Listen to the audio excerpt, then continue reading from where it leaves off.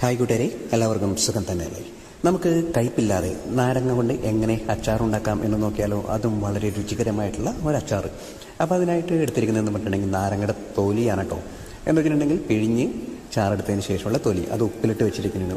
ഉപ്പും വിനാഗിരിയും പച്ചമുളകും ഇഞ്ചിയൊക്കെ ചേർത്തിട്ട് ഏകദേശം ഒരു 10 ദിവസത്തോളം ഒരു കുപ്പിയിലാക്കി ഇങ്ങനെ വെച്ചിട്ടുണ്ടായിരുന്നു. എന്നിട്ടത് നമ്മൾ പുറത്തെടുത്ത് കഴിഞ്ഞു. പിന്നെ അതിലേക്ക് ആവശ്യമായ സാധനങ്ങളെന്ന് പറഞ്ഞിട്ടുണ്ടെങ്കിൽ പച്ചമുളക്, ഇഞ്ചി, കടുക്, കറിവേപ്പില, വെളുത്തുള്ളി, അച്ചാർ പൊടി, ഉലുവ, അതേപോലെ തന്നെ നല്ലെണ്ണ, മഞ്ഞൾപ്പൊടി, പിന്നെ കറിവേപ്പില, ഉണക്കമുളക്, അങ്ങനെയുള്ള സാധാരണ അച്ചാറിൽ ചേർക്കുന്ന സാധനങ്ങൾ തന്നെയാണ് എല്ലാം എടുത്ത് വെച്ചിരിക്കുന്നത്. ഇനി നമുക്ക് വേണ്ടതെന്ന് പറഞ്ഞിട്ടുണ്ടെങ്കിൽ നമുക്ക് നമ്മളുടെ പരിപാടി അങ്ങോട്ട് ആരംഭിക്കാനുള്ള ഒറ്റ ഒരു കാര്യം മാത്രമേ ഉള്ളൂ. അപ്പോൾ ആദ്യം തന്നെ നമുക്കൊരു ചീനച്ചട്ടി അടപ്പത്തേക്ക് വെച്ച് നല്ലെണ്ണ ഒഴിച്ചു കൊടുത്ത് അതിലേക്ക് കടുക് ഇട്ട് കൊടുത്ത് പിന്നെ കടുക് പൊട്ടി വരുമ്പോഴേക്കും നമുക്ക് അതിലേക്ക് ഉലുവയും കൂടെ ചേർത്ത് കൊടുക്കാം. അങ്ങനെ കടുകും ഉലുവയും ഒക്കെ ചേർത്ത് കൊടുത്തിട്ടുണ്ട്.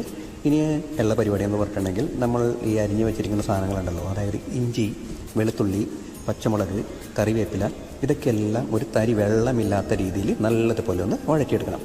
എന്ന് വെച്ചിട്ടുണ്ടെങ്കിൽ ജലാംശം മുഴുവൻ നഷ്ടപ്പെട്ട് എടുക്കുക. കാരണം വെച്ചിട്ടുണ്ടെങ്കിൽ ഈ സാധനമാണ് പലപ്പോഴും പൂപ്പലുണ്ടാക്കാനായിട്ട് കൂടെ നിന്ന് പ്രവർത്തിക്കുന്നത്. നമ്മളുടെ അച്ചാറിൽ ഓൾറെഡി കുറച്ച്, അച്ചാറിലല്ല ഉപ്പിലിട്ട് വെച്ചിരിക്കുന്നതിൽ കുറച്ച് വെള്ളമുണ്ടെങ്കിൽ കൂടെ അത് വിനാഗിരിയും ഉപ്പും കൂടി ചേർന്നതുകൊണ്ട് അതൊരിക്കലും പൂപ്പൽ പിടിക്കാനുള്ള ചാൻസ് ഇല്ല. അപ്പോൾ ഇനി നമുക്കിതിലേക്ക് അച്ചാർ പൊടിയും മുളക് പൊടിയും ചേർത്ത് കൊടുക്കാം. പിന്നെ ഒരല്പം മഞ്ഞൾപ്പൊടിയും കൂടെ ഇട്ട് കൊടുത്തിട്ടുണ്ട്. അപ്പോൾ എല്ലാം കൂടി അങ്ങനെ മിക്സ് ചെയ്തിട്ടാണ് നമ്മളങ്ങനെ ഇട്ട് കൊടുക്കുന്നത്. അങ്ങനെ അതും കൂടി ഇട്ട് കൊടുത്തിട്ട് പെട്ടെന്ന് തന്നെ ഒന്നങ്ങോട്ട് വഴറ്റി അങ്ങനെ എടുക്കുക. എന്ന് വെച്ചിട്ടുണ്ടെങ്കിൽ ആ പച്ചമണമൊന്ന് ജസ്റ്റ് ഒന്ന് മാറിയാൽ മാത്രം മതി.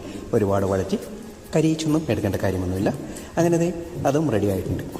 അപ്പോൾ ശരിക്കും പറഞ്ഞിട്ടുണ്ടെങ്കിൽ ഇത്രയൊക്കെ ഉള്ളു നമ്മൾ നല്ലൊരു മികച്ച ഒരു അച്ചാർ ഉണ്ടാക്കാനുള്ള ഒരു രീതി. എന്ന് വെച്ചിട്ടുണ്ടെങ്കിൽ ഒരുപാട് വലിയ ഇൻഗ്രീഡിയൻസ് ചേർക്കുകയോ ഒരുപാട് വലിയ വലിയ സംഭവങ്ങൾ കാണിക്കുകയോ ഒന്നും വേണ്ട. വളരെ സിമ്പിളായിട്ട് തന്നെ ഇങ്ങനെ ഉണ്ടാക്കിയാൽ മാത്രം മതി. നല്ല രുചികരമായിട്ടുള്ള അച്ചാറും ഒത്തിരി കാലം കേടുകൂടാതിരിക്കുന്ന അച്ചാർ നമുക്ക് തയ്യാറാക്കാൻ പറ്റും. ഇനി നമുക്കത് ആ പിഴിഞ്ഞ് വെച്ചിരിക്കുന്ന സാധനം, അതായത് ഉപ്പിലിട്ട് വെച്ചിരിക്കുന്ന നാരങ്ങത്തോട് അതുകൂടി അങ്ങോട്ട് ചേർത്ത് അങ്ങോട്ട് കൊടുക്കാം. അതിനുശേഷം ഒന്ന് ജസ്റ്റ് ഒന്ന് വേവിച്ചെടുത്താൽ മാത്രം മതി. കാരണം ഇത് ഏകദേശം ഇത് ആ ഉപ്പ് വെള്ളത്തിലേക്ക് കിടന്നിട്ട് നാരങ്ങ ഏതാണ്ട് ഒരു പകുതി വേവോളം ആയിട്ടുണ്ട്.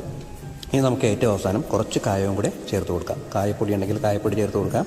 അതല്ല എന്നുണ്ടെങ്കിൽ ചൂടുവെള്ളത്തിൽ കായം ഇതേപോലെ ഇട്ടിട്ട് ആ വെള്ളവും ഒഴിച്ചു കൊടുത്താൽ മതി. അതല്ലെന്നുണ്ടെങ്കിൽ എണ്ണയിൽ വഴറ്റി പൊടിച്ചെടുത്തിട്ടായാലും നമുക്ക് ചേർത്ത് കൊടുക്കാം. അങ്ങനെ ഏത് രീതിയിലും കായം നമുക്ക് ചേർത്ത് കൊടുക്കാം കേട്ടോ. അപ്പോൾ ഇത് ഇത്രയൊക്കെയുള്ള നമ്മുടെ പരിപാടി. അപ്പോൾ എന്തായാലും നമ്മുടെ അച്ചാർ റെഡി ആയിട്ടുണ്ട്. ഇനി ഇതിനെ നമുക്കൊരു കുപ്പിയിലേക്കോ പാത്രത്തിലേക്കോ ഒക്കെ മാറ്റിയിട്ട് ആവശ്യത്തിന് എടുത്ത് കഴിക്കാം. അപ്പോൾ വളരെ സിമ്പിളായിട്ട് നാരങ്ങ അച്ചാർ കയ്പില്ലാതെ എങ്ങനെയാണ് ഉണ്ടാക്കുന്നത് എന്ന് എല്ലാ കൂട്ടുകാർക്കും മനസ്സിലായി കാണുമല്ലോ. അപ്പോൾ എന്തായാലും ഇനിയിപ്പോൾ നാരങ്ങയൊക്കെ വാങ്ങിക്കഴിയുമ്പോഴേക്കും ഇതും ഒന്നും കളയണ്ട, തൊലിയൊന്നും കളയണ്ട, അതെടുത്ത് വെച്ചാൽ മതി. പിന്നെ വേണമെന്നുണ്ടെങ്കിൽ അല്പം ശർക്കരയും കൂടി ചേർത്ത് കൊടുക്കട്ടെ ലാസ്റ്റ്. അതൊരു എന്താ പറയുക, രുചി ഒന്ന് അഡ്ജസ്റ്റ് ചെയ്യാൻ വേണ്ടി മാത്രമാണ്. വേണമെന്നുണ്ടെങ്കിൽ മാത്രം മതി അത്.